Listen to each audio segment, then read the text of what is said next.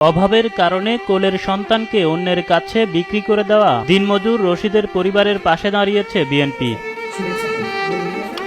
বৈষম্য বিরোধী ছাত্র জনতার গণ আন্দোলনে রাজধানীর যাত্রাবাড়িতে পুলিশের গুলিতে নিহত হন রিকশাচালক আসাদুল হক বাবুল। স্বামীর মৃত্যুর পর 2 সন্তান নিয়ে অসহায় হয়ে পড়েন তার অন্তঃসত্ত্বা স্ত্রী শারমিন আক্তার। শেষে নিজের সন্তানকে বিক্রি করে দেন অন্যের কাছে। পরবর্তীতে আমরা বিএনপি পরিবারের ব্যানারে অসহায় পরিবারটির পাশে দাঁড়িয়েছে বিএনপি। বিএনপির সিনিয়র যুগ্ম মহাসচিব রুহুল কবির রিজভী সহ অন্যান্য নেতৃবৃন্দের মাধ্যমে পরিবারের প্রতি সহমর্মিতার বার্তা পৌঁছে দেয় দলটি।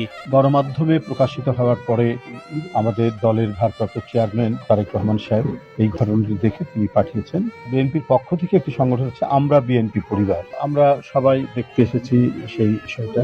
এটি ওনাকে প্রচন্ডভাবে নাড়া দিয়েছে এবং তিনি আমাদের এই সংগঠনটিকে বলেছেন, আমাদের আতিকুর রহমান রুম্মানের নেতৃত্বে, তোমরা গিয়ে এটা একটু দেখে আসো এবং আমার সহানুভূতি, আমার সহমর্মিতা জানিয়ে আসো।